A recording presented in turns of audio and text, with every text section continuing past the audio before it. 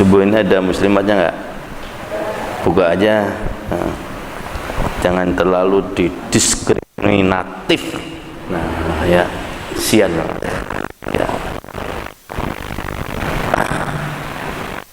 Assalamualaikum warahmatullahi wabarakatuh.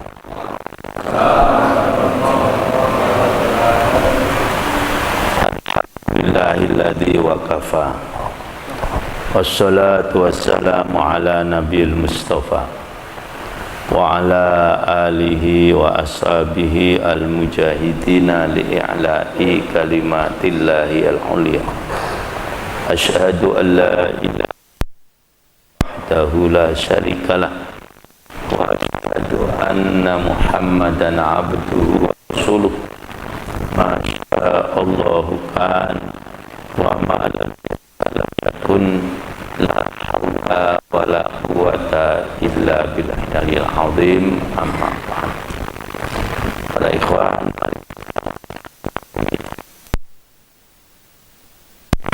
dirasa pagi hari ini dengan bacaan Talabil Ilmi. Bismillahirrahmanirrahim. Rabbi zidni ilma, Allahumma anfa'ni bima 'allamtani wa 'allimni ma yanfa'uni warzuqni ma yanfa'uni. Yang ngantuk pamit tidur. Ya. Jadi yang hilang di kita ini, mohon maaf, beragama dengan gembira. Harusnya orang beragama itu dengan gembira. Perintah Allah Subhanahu wa taala dalam surah Yunus, "Fabidzalika falyafrahu."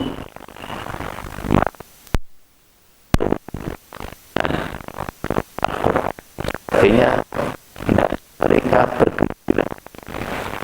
Nah, inilah yang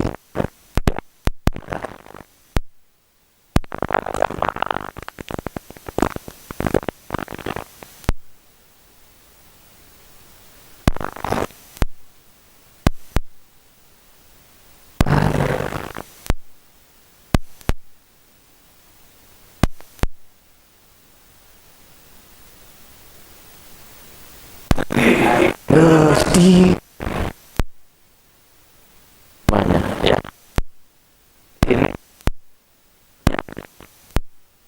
Jadi mari kita bergembira dan beragama dengan gembira, karena memang perintah Allah yang tadi, insyaallah. Nah, memang kita berapa kalimat gembira yang positif, tapi gembira yang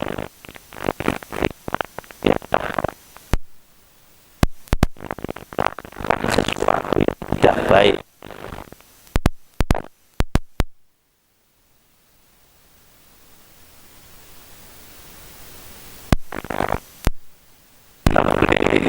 Nah ya, koruptor tidak.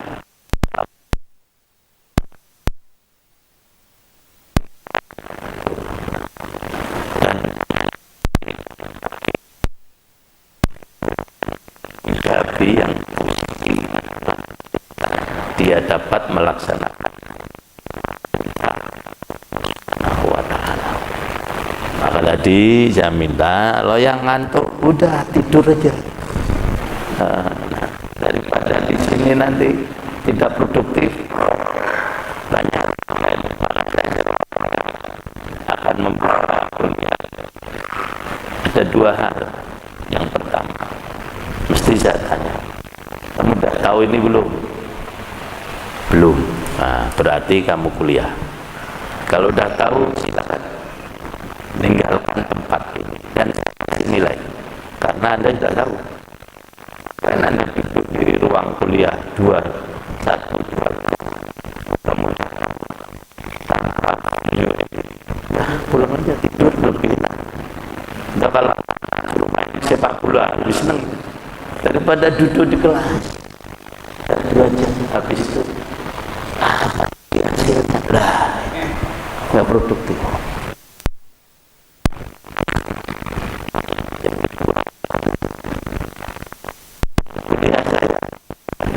Maka biasanya ruang pembicaraan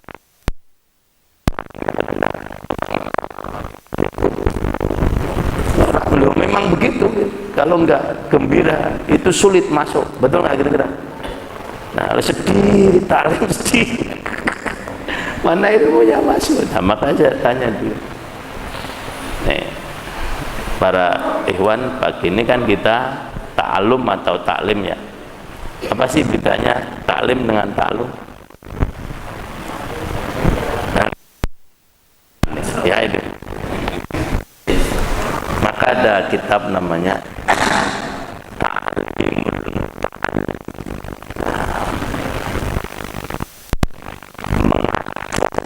orang yang belajar. Kalau nggak tiru tentang cara kaifiyatut ta'allum, cara belajar. Jadi mengajar, bahasa Arabnya yang baku begitu ya, itu belajar. Jadi apa tadi bedanya? Taklim, mengajar, ta'allum. Dan ini banyak yang istilahnya salah kaprah, yang benar sajalah dianggap, tapi ya dianggap benar. Ya banyak, misalnya nah, wah sungainya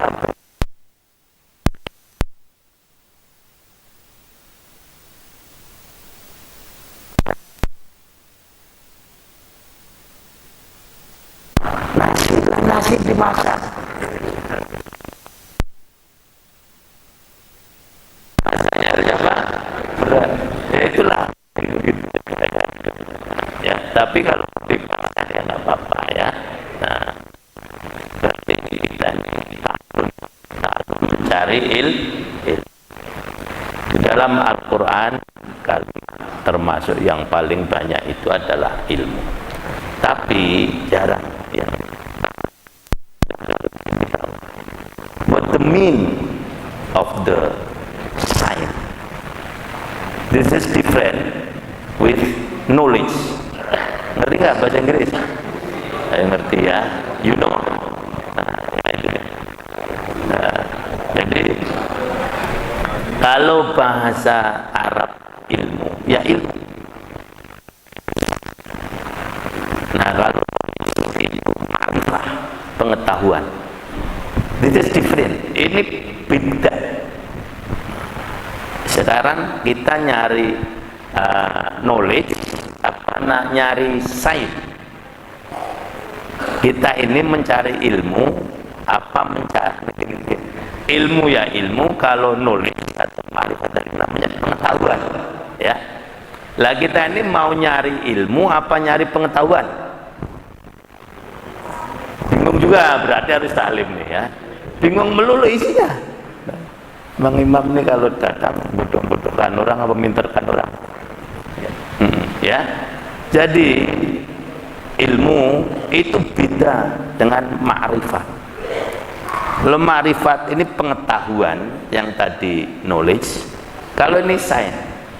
Kalau mau dibedakan mudahnya begini. Ada seorang petani atau peternak ditanya, kenapa tanah di dekat kandang itu kandang apa, kandang kambing lah misalnya itu subur apa, bener.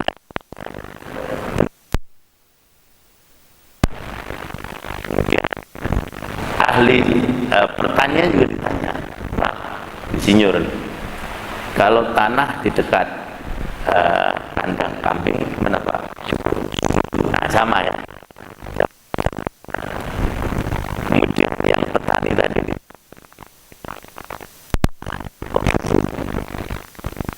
ya, jawabannya boleh lah.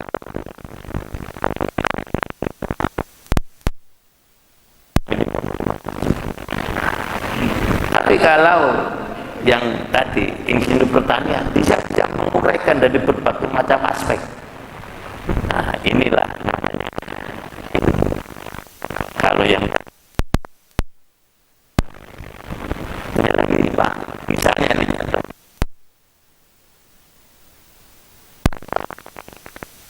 pesawat bisa tanya ada balik-balik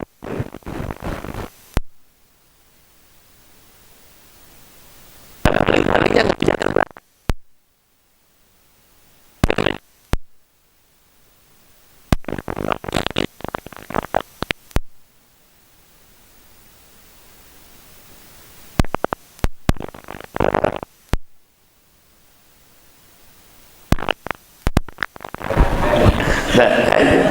Nah, ahli aeronautika seperti Pak Bibi misalnya tanya, kenapa? Ya ada baling-balingnya.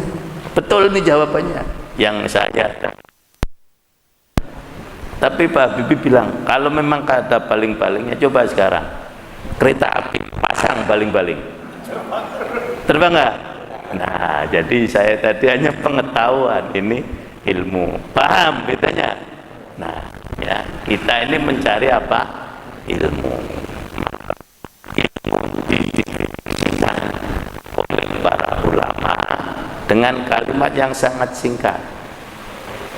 Ma'rifatus syai'i ala ma huwa fil waqi. Itulah ilmu. Pengetahuan tentang sesuatu yang sesuai dengan kenyataan. Itulah namanya ilmu. Ini nanti besok jangan lupa lagi ya, nanti sudah sering saya sampaikan ya itu. Nah, karena kita kadang-kadang kurang perhatian atau tidak ada catatan, ini lemahnya kita. Imam Hanafi seorang alim besar, salah satu tokoh 4 mazhab. Kenapa disebut Hanafi? Karena kalau dia pergi itu mesti selalu membawa tempat tinta, itu namanya Hanaf.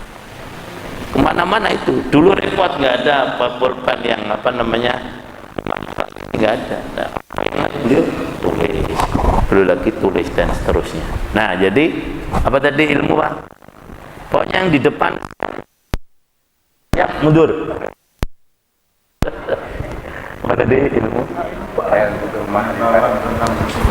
Ma'rifatus syai'i ala ma huwa fil waqi. Itulah namanya ilmu.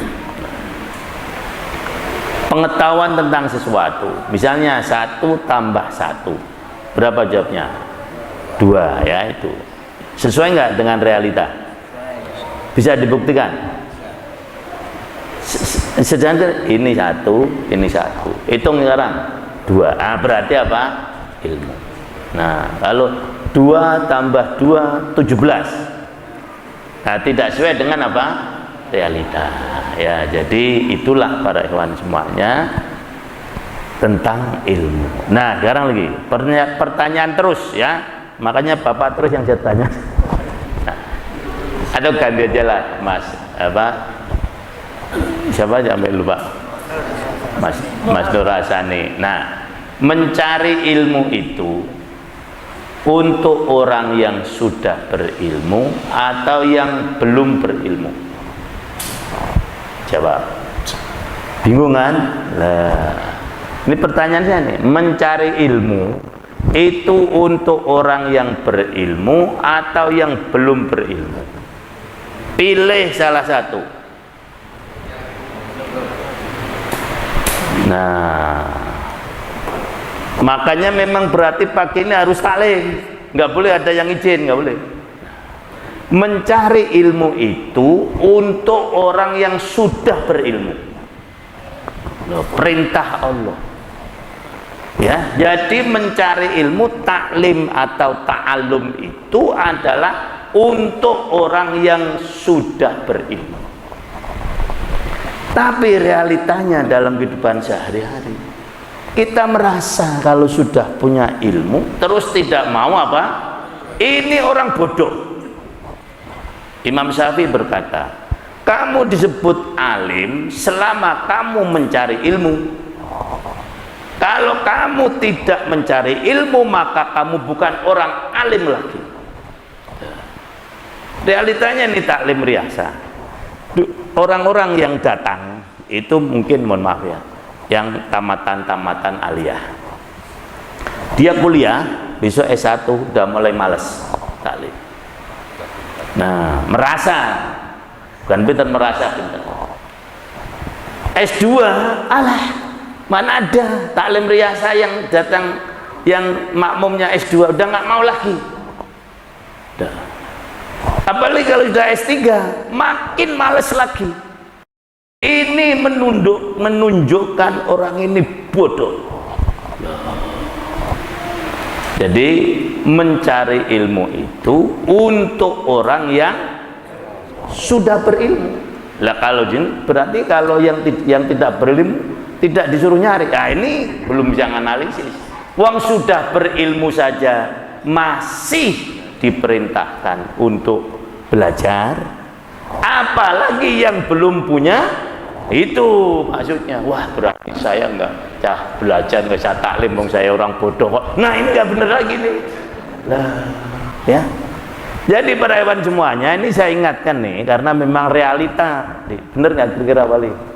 Jadi kalau sudah merasa bahwa saya S1, malu taklim, mengajar itulah, nah itu. Ustadznya nggak mau. Nah ya itu. Nah, nanti S2 mulai udah S3 sok pinter orang ini, sok saja. Kenapa para ulama, bukan saya, berkesimpulan semacam itu? Kan mesti ada dalilnya. Nggak boleh orang mencari ilmu itu untuk orang yang sudah berilmu. Kan mesti ditanya mana dalilnya, terus nanti biasanya mana buktinya. Quran itu selalu begitu. Setelah memberikan dalil, memberikan bukti. Karena memang Quran itu sangat ilmiah. Nah, mana dalilnya? Kalau orang yang menuntut ilmu itu adalah orang yang sudah berilmu. Dalilnya mana? Nggak ngerti lagi. Udah 6-0 ini. Saya hitung 6 pertanyaan, nggak ada yang benar jawabnya. Nah, ya. Dalil yang sering kita baca, surah Toha ayat 114.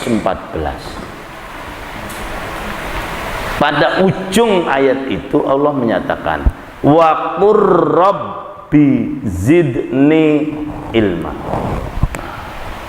Wa qul, dan katakanlah, Rabbi, ya Allah, zidni, tambahkanlah kepada saya ilman, ilmu. Ini perintah pada siapa? Pada Rasulullah SAW. Perintah kepada orang yang sudah berilmu. Bukan perintah pada sahabat, bukan. Nah, manusia kita yakin yang paling berilmu dalam Islam ini adalah siapa? Rasulullah SAW.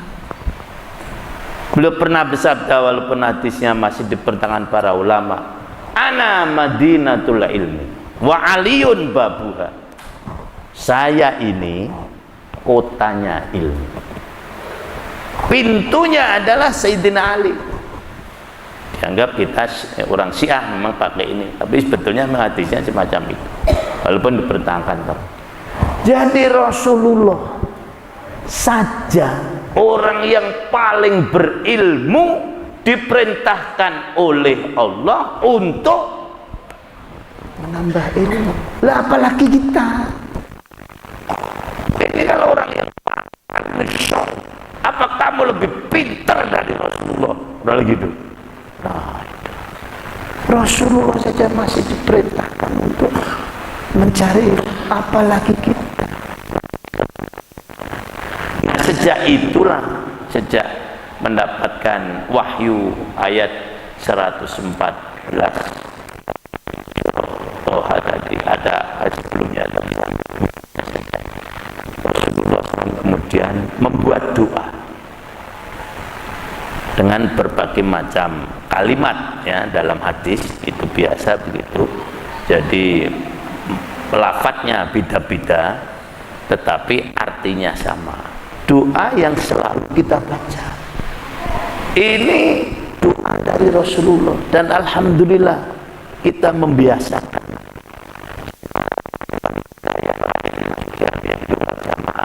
Jarang membaca.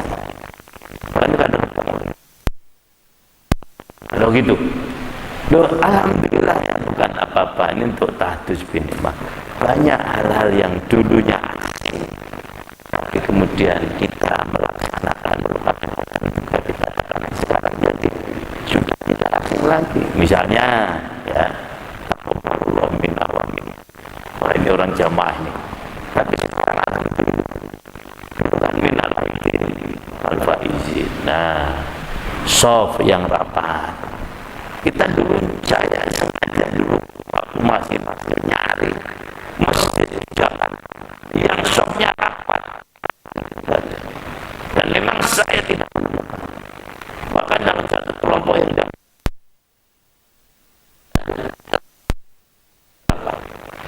apalagi rapatnya mata kaki dengan mata kaki. Nah, itulah para ikhwan semuanya ya,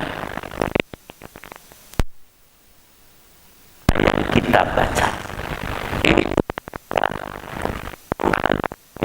Rasul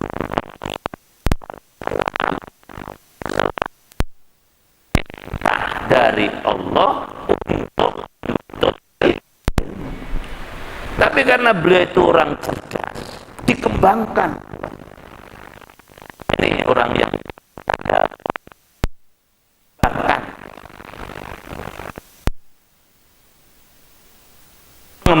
pengembangannya positif. Sebetulnya itu saja orang sekolah tinggi dan untuk mengembangkan apa yang diinstruksikan, diperintahkan. Rasul kan tadi diperintahkan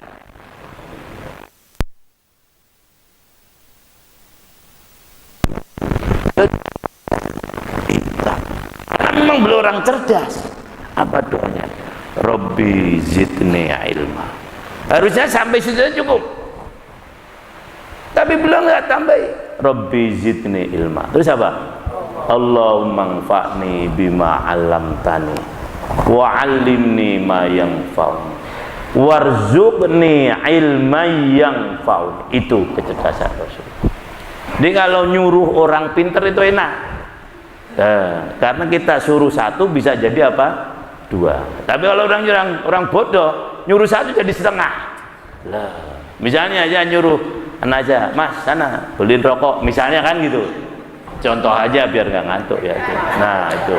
Nah beli rokok misalnya gitu. Nah di mana Pak? Di warung itu. Warung. Nah berangkat dia. Nggak ada pulang dia. Terbatas. Tapi kalau dia punya intelektual tidak, di warung itu nggak ada. Masa rokok cuma di warung ini kan gitu, pindah dia cari warung yang satunya, nggak dapat, pindah lagi, pulang dia dapat rokok. Loh itu ada nggak yang masih nyuruh Pak, anaknya nyuruh beli rokok? Nggak ada ya, nggak ada kebangetan. Ini contoh saja lah. Itu Rasulullah itu contohnya terlalu jauh ya. Nah terlalu, tapi untuk memudahkannya Rasul berdoa. Jadi beliau minta tambah ilmu, tetapi ada tetapinya, ilmu yang bermanfaat, tidak sembarang ilmu. Nah kalau para hewan baca itu pernah ngitung nggak dua kalimat yang diulang-ulang di doa itu? Ayo, nggak bisa lagi, pokoknya ini 10-0 nih nanti ya, udah nggak bisa lagi. Dua kalimat yang diulang, pertama ilmu, dua manfaat. Berarti kan Rabbi zidni ilma, Allahumma anfa'ni bima 'allamtani. Dua ilmu nih. Ma warzuqni ilman yanfa'uni. Loh itu. Jadi dalam doa yang sangat pendek, dua kata yang diulang-ulang. Ilmu diulang 4 kali. Rabbi zidni ilma, Allahumma anfa'ni bima 'allamtani wa 'allimni ma yanfa'uni warzuqni ilman yanfa'uni. 4 kali. Manfaat diulang juga. Allahumma anfa'ni satu bima 'allamtani wa 'allimni ma yanfa'uni warzuqni ilman yanfa'uni. Merangkai doa begini nih mudah apa sulit? Sulit. Dah suruh asani itu sampai kiamat nggak ketemu. Dah apa saya juga termasuknya. Jadi itulah kecerdasan beliau. Maka mari kita hilangkan. Diberitahu hewan-hewan, kalau kamu nggak mau taklim berarti kamu goblok. Nggak ada gitu. No marah ya. Lu yang ngomong imam. Imam dapat dalil surah apa tadi? Toha. Perintahan marah-marah sama Allah lah. Lah kan itu. Nah itu para hewan-hewan. Ya jadi Rasul dimodifikasi doa tadi. Jadi jangan setiap kali pengembangan kemudian mesti bid'ah, belum tentu ini kepayah juga. Nah ya ini walaupun ajaran agama ya, tetapi memang tidak yang mahdo, dimodifikasi tanda kutip ya doa tadi, diperkaya. Enaknya apa ya? Dimodifikasi diperkaya wali enaknya. Diperkaya ya, itu demikian rupa. Sehingga kita tahu, oh iya. Ternyata, nah kemudian ulama nih sekarang tugasnya. Kenapa loh? Rasulnya itu kan memang tidak menjelaskan, tapi ulama mencari-cari tahu. Kenapa sih harus ilmu yang bermanfaat? Dan apa dan bagaimana ilmu manfaat itu? Itu tugas para ulama. Maka berbahagia sekali kita punya generasi yang namanya ulama. Ya mungkin di agama lain jarang. Jadi generasi yang namanya ulama inilah yang akhirnya menyampaikan, meneruskan, melanjutkan apa yang disampaikan oleh Rasulullah SAW kepada kita. Maka jangan sekali-kali melecehkan ulama, membenci, atau istilahnya sekarang apa?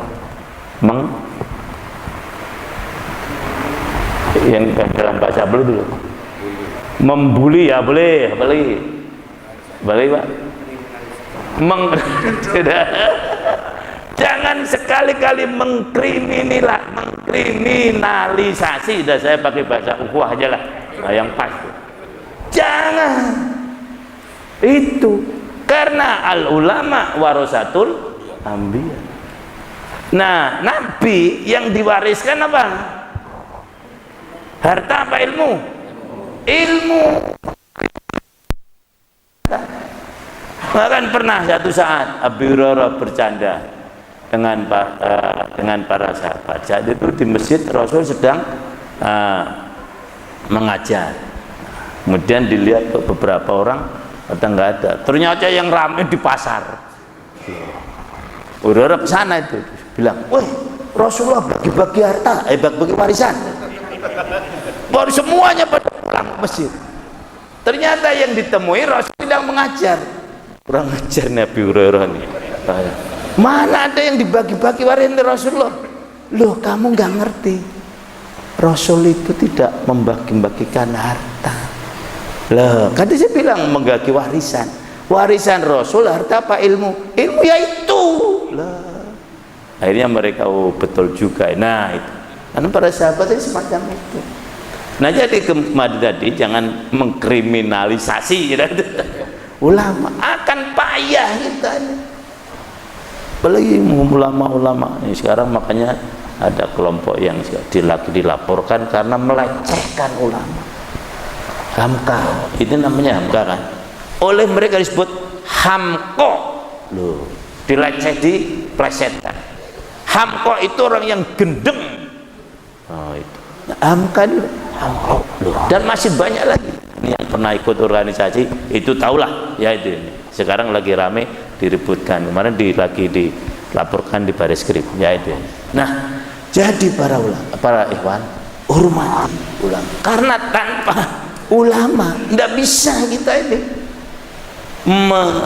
melanjutkan apa yang disampaikan oleh Rasulullah SAW. Seperti mohon maaf yang tadi saya uraikan, ini dari ulama semuanya. Saya tinggal baca, karena saya bukan ulama, membaca, nyampaikan kepada para ulama. Nah tadi para ulama menganalisis kenapa yang dicari harus ilmu yang bermanfaat. Nah terus ilmu manfaat itu bagaimana? Nah ciri ilmu manfaat itu ada 3 menurut para ulama, ya tidak di hadis tadi. Ini sudah syarah namanya begini ini. 1, makin mendekatkan pemiliknya kepada Allah. Jadi ilmu yang bermanfaat itu ilmu yang dapat makin mendekatkan pemiliknya kepada Allah. Yang dulunya jauh dia makin dekat. Lah itu. Yang dulu sholatnya pas-pasan menjadi lebih baik. Yang dulu malas baca Quran dia makin tambah rajin. Nah itu.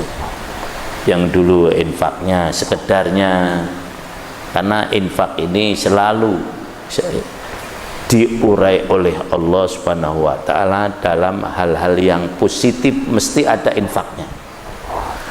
Sementara hal-hal yang negatif mesti di situ disebutkan orang yang tidak mau infak, termasuk puncaknya orang munafik. Orang munafik itu orang yang paling berat infak. Dari berbagai kejahatan, wal munafiqun wal munafiqat. Orang munafik laki-laki dan orang munafik perempuan, mereka itu memerintahkan hal-hal yang mungkar. Nah, dan seterusnya, dan mereka itu yakbiduna aidiyahum, menggenggam tangan mereka. Kenapa? Dari berbagai macam kejahatan yang Allah sebutkan di situ hanya bakhil, karena bakhil ini sumber kejahatan. Di yang lain-lain nggak disebutkan sumber kejahatan bakhil. Nah tadi, jadi makin dia berilmu makin dermawan. 1. Yang kedua, ilmu tadi dapat diamalkan untuk diri sendiri maupun diamalkan untuk orang lain. Sudah tentu diamalkan dulu. Contoh yang paling realis, ada seorang sahabat namanya Abu Salamah. Satu saat dalam taklim ini ketika Rasulullah SAW menguraikan soal alladzina idza asabatuhum musibah qalu inna lillahi wa inna ilaihi rajiun, Rasul menjelaskan siapa yang mendapatkan musibah dia membaca inna lillahi wa inna ilaihi rajiun, kemudian dilanjutkan dengan Allahumma ajurni fi musibati wakhluf li khairon minha, maka dia akan mendapatkan ganti yang lebih baik dari musibah yang dia terima. Dihafal itu, pulang sampaikan ke istrinya. Nah itu namanya diamalkan. Jadi minimalnya para hewan semuanya sampaikan ke anak istrinya. Oh saya nggak bisa topak orang lain, ya anak istri aja. Istrinya pengen, Ummu Salamah sini. Saya baru saja mendapatkan doa dari Rasulullah. Apabila kita menghadapi musibah, maka kita membaca inna lillahi wa inna ilaihi rajiun, ditanjutkan dengan Allahumma ajurni fi musibati wakhluf li khairon minha, maka kita akan mendapatkan ganti dari musibah dengan yang lebih baik. Tidak lama kemudian Abu Salamah meninggal. Nah, untung dia sudah mengajarkan kepada istrinya doa apa tadi? Musibah. Nah, kemudian istrinya berdoa, tapi kurang mantap doanya, karena dia merasa tidak ada laki-laki yang terbaik selain Abu Salamah. Ini ibu-ibu harus begitu ya, nah, terhadap suaminya, jangan waduh kayaknya itu lebih hebat orang itu, nggak boleh lah ya itu ini. Nah ini Ummu Salamah, tidak ada yang lebih baik dari suami saya Abu Salamah, tapi beliau tetap berdoa. Ternyata dikabulkan oleh Allah. Tidak lama kemudian datang Rasulullah. Menurut riwayat ada beberapa laki-laki yang mencoba untuk meminang beliau, karena beliau itu walaupun janda, menurut riwayat biografinya itu tetap cantik jelita. Di antara istri Rasulullah yang cantik itu Ummu Salamah. Maka banyak itu kumbang-kumbang yang, nah, termasuk bapak itu kalau hidup, tapi sudah nah, itu. Tapi ditolak dengan halus. Nah. Akhirnya Rasulullah nggak bisa nolak. Terpikir dia, apa doa suami saya? Tapi beliau tetap, ya, kalau mungkin zaman sekarang jual mahal lah, tidak langsung ya enggak ya. Dia bilang begini, ya Rasulullah, ini betapa muslimat para sahabat itu hebat-hebat. Ya itu ini. Ya Rasulullah, apa sih yang diharapkan dari saya? Itu. Loh, gimana? Saya udah tua. Satu. Yang kedua, saya ini janda, anak banyak. Saya takut nanti mengganggu Rasulullah. Yang ketiga ini lebih parah lagi. Saya ini pencemburu berat. Nah, kalau Rasul meminang saya kan berarti saya harus di apa? Bukanlah, harus dimadu kan? Nah, orang madu ini kalau pencemburu berat kan, nah, perang melulu kan, kurang lebih gitu kata wali. Memang pernah perang melulu katanya. Ya, itu yang saya takutkan. Makanya imam ditunggu sama makmum tuh. Saya ini jebol sudah pertahanan ini. Pakai ibu seneng tadi imam bertahan. Ya, itu satu. Saya ditanya, nama ana minal muwahhidin, saya termasuk orang yang satu saja. Ya itu yang saya takutkan, ribut. Nah, banyak soalnya yang bahkan ada yang nawarkan diri. Saya bilang, nanti saya takut nggak bisa ngurus umat. Kalau saya ngurus istri satu aja, itu ngurus umat nggak bisa maksimal. Nah, apalagi tambah lagi, tambah nggak maksimal lagi, baru menyadari, oh gitu ya, Mam. Ya udah, ya. Kamu cari yang lain, tak doain udah dapat ya gitu. Nah itu. Nah jadi tadi pertanyaan, jawab Rasulullah cerdas. Soal tua, saya sudah tua. Loh, kalau nggak cerdas kan nggak bisa, nggak. Pasti saya mundur kan? Oh iya betul ya, kamu sudah ini. Nah itu. Terus soal anak banyak, lo justru saya menikahi kamu untuk ikut mengurus anak-anaknya. Jadi Rasul itu punya anak yatim banyak, belasan. Karena beberapa istrinya kan dinikah bawa anak. Nah itu. Jadi anak asli beliau memang cuma 7 kan, yang 4 perempuan, yang 3 laki-laki kan. Tapi belasan. Tahu nggak anak-anak tiri Rasulullah? Nggak ada yang tahu, ini harus taklim lagi maksudnya gitu. Nah ya itu. Jadi ilmu kita ini ternyata banyak apa sedikit sih? Belajar. Nah ya itu. Nah jadi, soal pencemburu berat, ya memang saya tidak bisa menghilangkan. Jadi kita berdoa sajalah, mudah-mudahan Allah mengurangkan rasa cemburu kamu. Itu bijaknya Rasulullah. Nah, untuk agar dia mau, akhirnya betul lah nikah. Itulah doa apa tadi? Allahumma jurni fi musibati wa akhlufli. Dan banyak dirasakan para ikhwan. Dan doa ini juga jarang dibaca oleh orang-orang, mohon maaf ya teman lain, ini di jamaah aja yang begitu itu. Jarang yang hafal kalau saya pengajian. Bu-ibu atau bapak ada kena musibah baca apa? Innalillahi wa inna ilaihi raji'un. Terusannya apa? Gak ada loh. Nah itu. Jadi ini doa hebat sekali. Saya pernah rasakan berkali-kali. Salah satunya ini cerita Bapak. Waktu saya kuliah. Kenapa saya dapat beasiswa itu karena doa tadi. Saya berangkat ke kampus dengan bawa bisaroh sebulan. Saya sholat duha di musola kampus. Sholat duha kan untuk cari rezeki. Begitu selesai sholat duha, tak buka tas saya, hilang gaji sebulan, ratusan ribu itu. Nah, terus saya tadi baca doa tadi, Allahumma ajurni fi musibati. Tidak lama kemudian jadi panggil ketua program. Jadi, kamu ya saya, iya. Kamu dapat beasiswa. Loh, itu tadi doa tadi. Nah, spontan itu. Nah, dan kalau gaji saya kan sebulan ratusan ribu. ini jutaan. Saya dapat biasanya kurang lebih 8 juta. Karena dari beberapa, saya tanya kan, karena kuliah udah tua nggak ngerti apa-apa. Kok dapat saya sih Pak yang iya?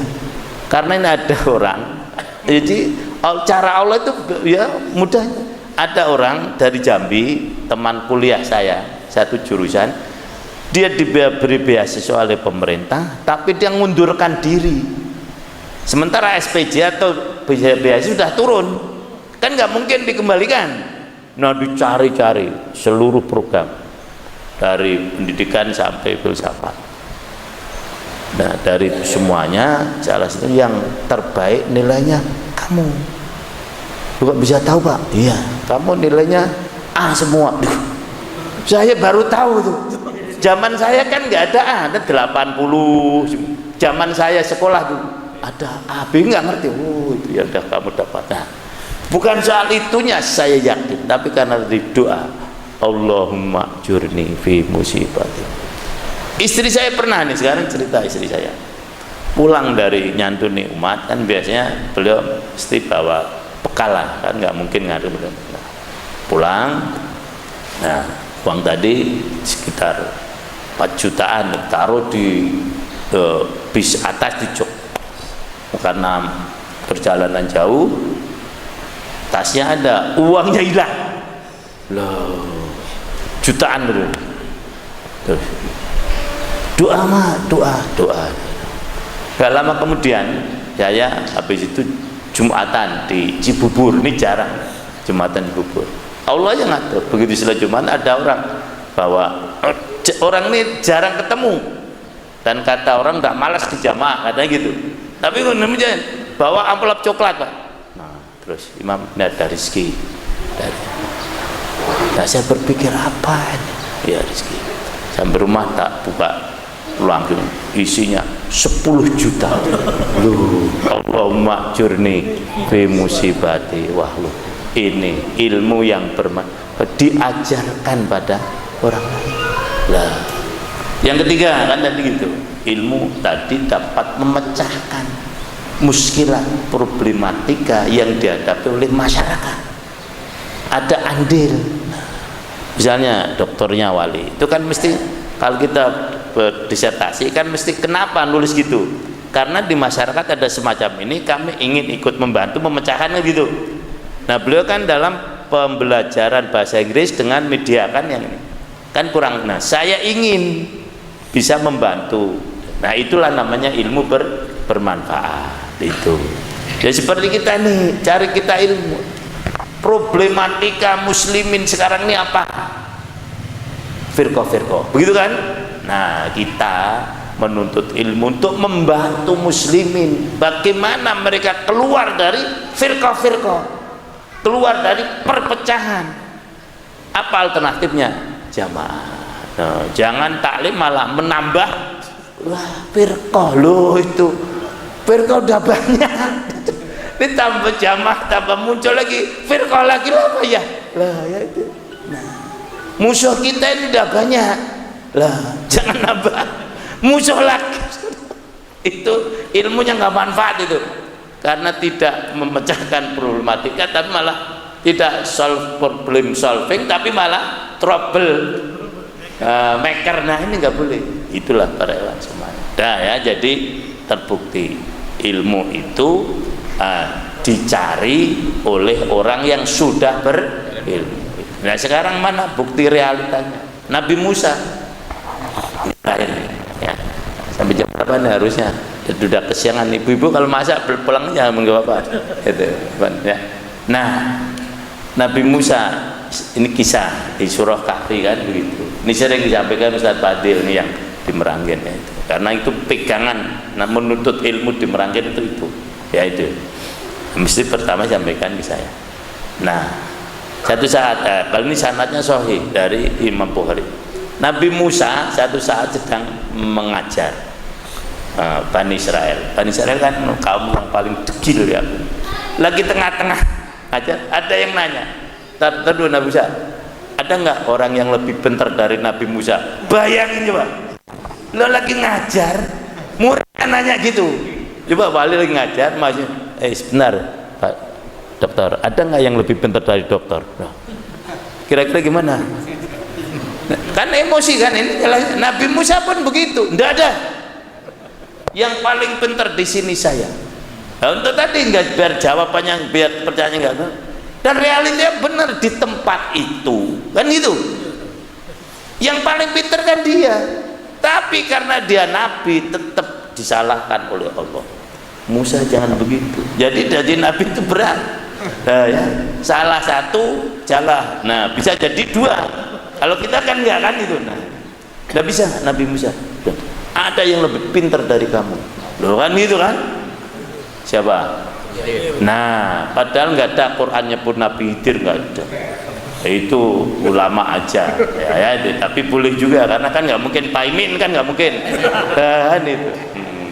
Jangan-jangan di Quran kan hanya abdan solihan, hamba yang soleh. Nah, para ulama mencari-cari hamba yang soleh ini siapa. Nah, tafsir menjelaskan para ulama, ini adalah Nabi Khidir. Lah, itu ulama. Jadi ini cerita Israiliyat. Tapi jangan kemudian kita antipati dengan cerita Israiliyat karena banyak dalam agama ini yang sumbernya cerita Israiliyat. Contoh istrinya Nabi Adam siapa? Ada di Quran? Enggak ada. Ya kan semacam itu masih banyak lagi lah. Nah, kamu cari, loh kan gitu. Betul lah. Nabi Musa merasa oh ya, ternyata ada yang lebih pintar dari saya. Nah, kemudian di dalam surah Kahfi kan carilah beliau singkat ceritanya karena memang harus disingkat ya, rahasia. Nah, beliau menyusur pantai, kemudian setelah itu nemui oh ini nih orangnya dengan ciri-ciri yang digambarkan oleh Al-Quran. Pertama, Pak, boleh saya menuntut ilmu dengan kamu? Tidak boleh. Sudah gitu jawabannya. Nah, sudah gitu. Jadi di shock terapi dulu. Ini untuk dalam teori pendidikan untuk menunjukkan kesungguhan enggak. Kalau dia bilang gitu, oh ya Pak saya nggak jadi Pak, ini berarti nggak bener nih. Nah, kan gitu, nggak bisa kamu menjadi murid saya. Masa sih nggak bisa? Nggak bisa pokoknya. Syaratnya berat. Nah, ya itu. Syaratnya apa Pak? Kalau saya boleh tahu. Pokoknya kamu nggak bisa, udah gitu. Iya tapi saya beritahu dulu dong. Nah, ini narasi saya ya di Quran nggak ada, jangan cari gitu. Narasi saya kan dari beberapa kisah. Nah, ya nggak bisa.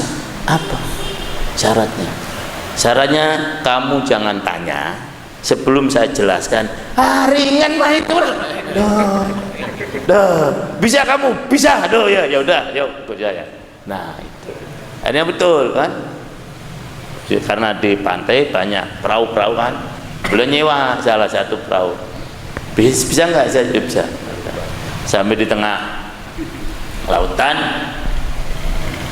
Perahunya ada bagian? Ya enggak, kalau dilubangi apa?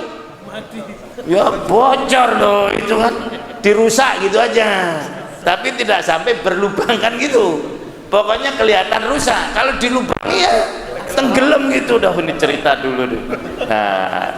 Nah, di Quran ini yuharikuha kan tidak dilubangi. Cuman orang untuk mudahkan dilubangi. Kalau dilubangi ya, nah tenggelam gimana sih? Dasar bukan nelayan kan, bukan deres kan gitu.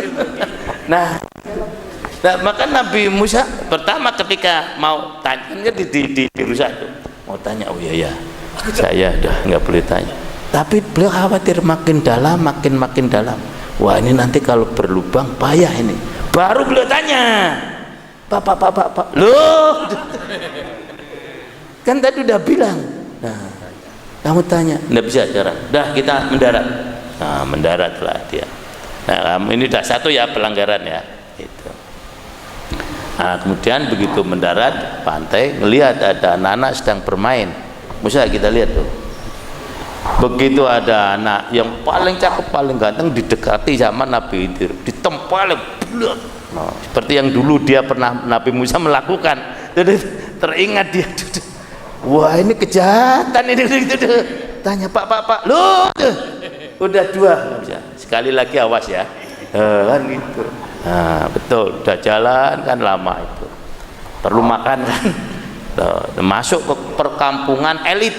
Nah, di situ rumah bagus. Nah, Nabi Khidir minta makan, minta bantuan, tapi nggak ada yang membantu, nggak bisa.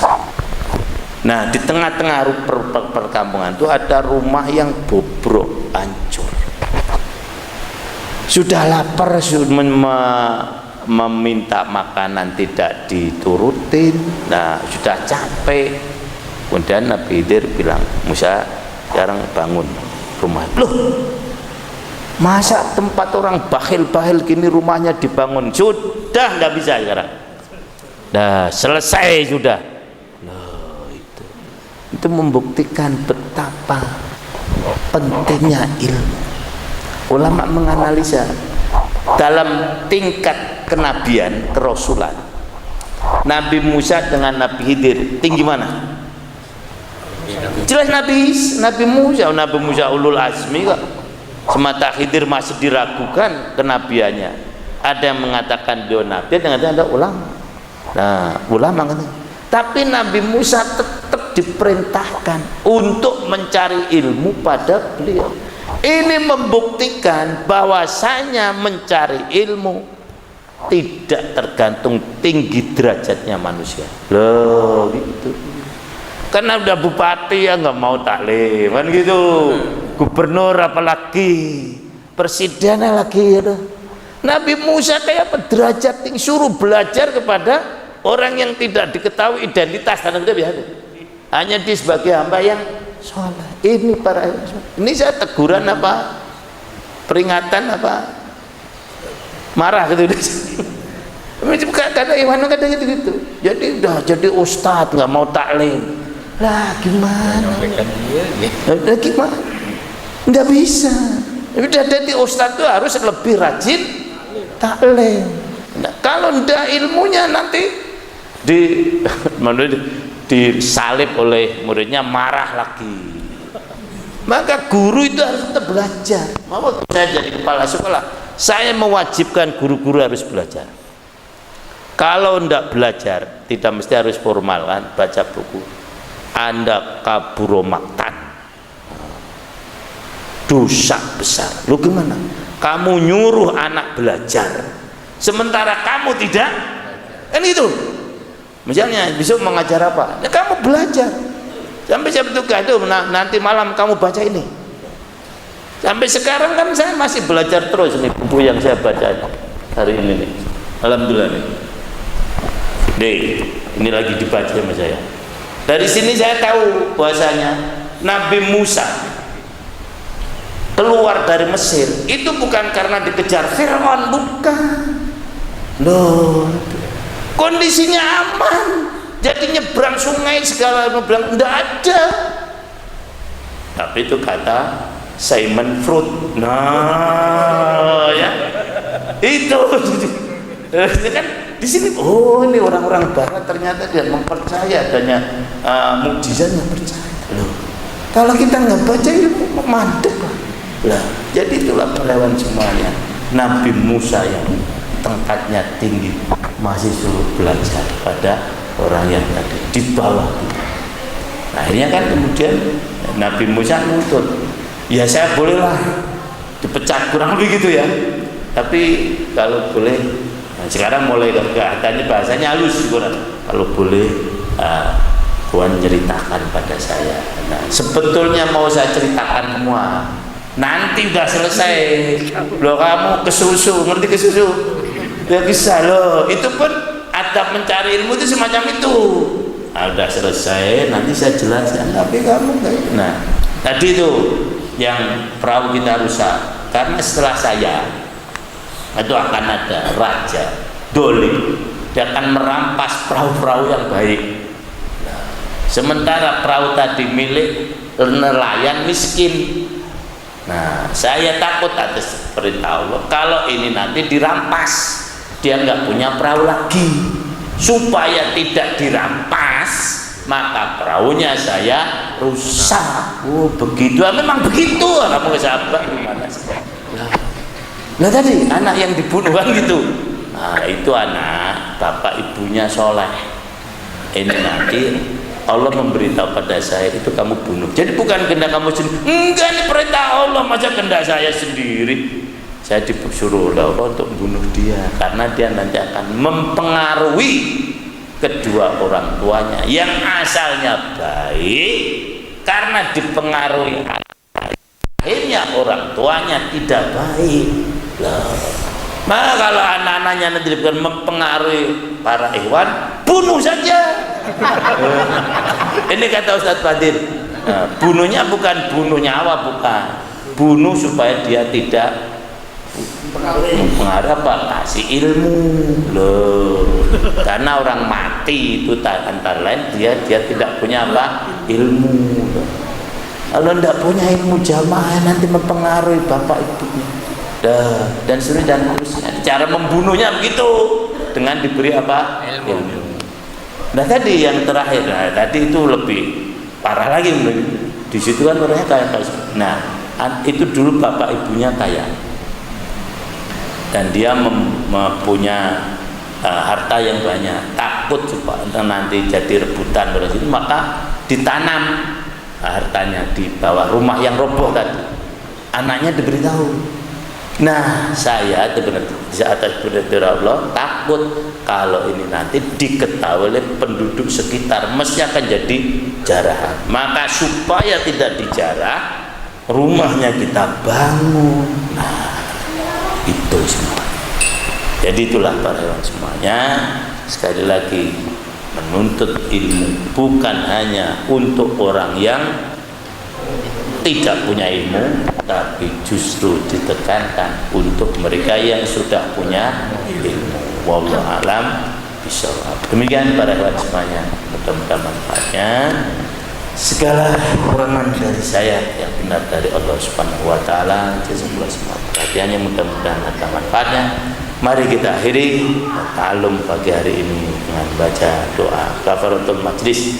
Subhanallahumma wa bihamdika asyhadu an la ilaha illa anta astaghfiruka wa atubu ilaik. Assalamualaikum warahmatullahi wabarakatuh. Salaman ya, tadi belum salaman.